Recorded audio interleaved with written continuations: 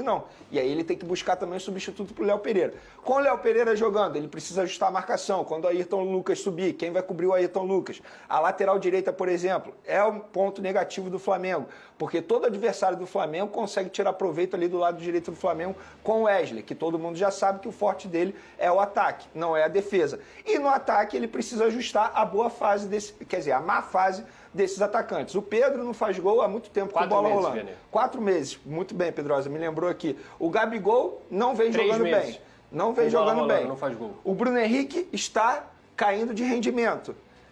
Everton Cebolinha jogou bem contra o Grêmio, mas será que vai continuar mantendo a boa fase? Então, assim, o Tite ele tem muita coisa a ajustar, isso já era de se esperar, até porque se tivesse tudo bem no Flamengo, o Tite não teria sido contratado. A verdade é essa. Ele foi contratado para poder ajustar isso tudo aí. Mas acho que o meio de campo é a boa notícia para ele, embora ele não tenha o Pulgar, mas acho que o meio de campo está funcionando. Eu tenho uma opinião sobre os 3 principais jogadores nessa temporada, que alguns chamam de fracassada, outros acham... Enfim, cada um tem um nome para essa temporada do Flamengo, que não foi uma temporada dos sonhos, obviamente, do torcedor rubro-negro. Mas eu tenho 3 nomes que, na minha opinião, foram nomes extremamente importantes para, pelo menos, deixar o Flamengo num nível de competitividade. Fabrício Bruno. Correto. Pulgar. Correto. E Gerson.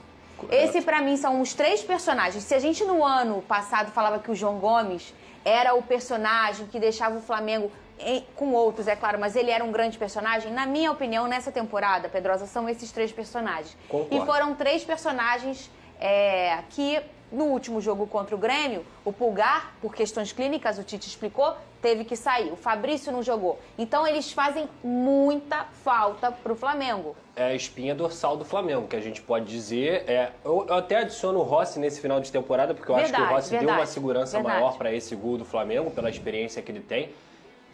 Mas me preocupa muito a fase dos atacantes. Um atacante de Copa do Mundo que não faz gol com bola rolando há 4 meses, e a gente tem que levar em consideração o episódio, mas o episódio já passou, tem 2 meses. Ele já está com um novo treinador, um cara que gosta muito dele, que confia muito nele, e o Pedro não consegue desempenhar em campo. Gente, eu já vi o Pedro acabar com jogos onde ele chamava a bola para si, ele fazia a parede, ele girava, ele tinha inteligência para assistir os companheiros. Inclusive, a gente falava aqui das características do Pedro, que é a característica do 9 moderno. Isso não vem acontecendo. Até a mobilidade ele perdeu. Não vem acontecendo. Ele é um cara que hoje se tornou um atacante comum no futebol brasileiro. E ele não é um atacante comum, ele é um craque. Só que essa temporada do Pedro é muito abaixo do esperado. Do Gabigol, a gente já fala o tempo inteiro. Inclusive, sobre a renovação, se você quer minha opinião, eu acho que nenhum jogador acima de 25 anos merece um contrato de 5 anos. Nenhum. Principalmente quando você tem uma fase como é a do Gabigol. Porque a tendência de um jogador dessa idade, de 27, para 32, ele vai diminuir o ritmo dele. Se com 27 ele já não consegue entregar o que ele entregava,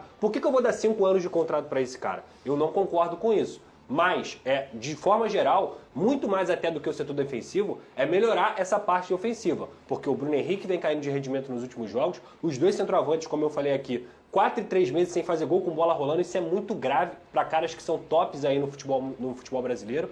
E também essa questão do Gerson. Eu também, Vene, até na nossa discussão ontem, se você me perguntar assim, você prefere o Gerson de segundo volante ou meia? Eu prefiro o Gerson de meia. Eu acho que o Gerson rende muito mais de meia. Mas talvez esse não seja o problema. E sim a saída de bola, a transição, como que ela é feita. Inclusive, só dando uma ideia, talvez se o Léo Pereira não joga, eu colocaria o Felipe Luiz de zagueiro, para ele poder melhorar essa saída de bola, e ele é um cara que o Tite confia muito. E eu gosto mais do Felipe Luiz do que, por exemplo, improvisar um Pablo no lado esquerdo. Eu acho mais interessante. Vene, vamos fazer então? Vamos explicar aí pro torcedor que não entendeu a questão da renovação do Gabigol. Por que ela está gerando uma polêmica interna? Antes de mais nada, isso não é minha opinião ainda. Se você me perguntar, eu dou minha opinião. Isso é informação. O que está acontecendo?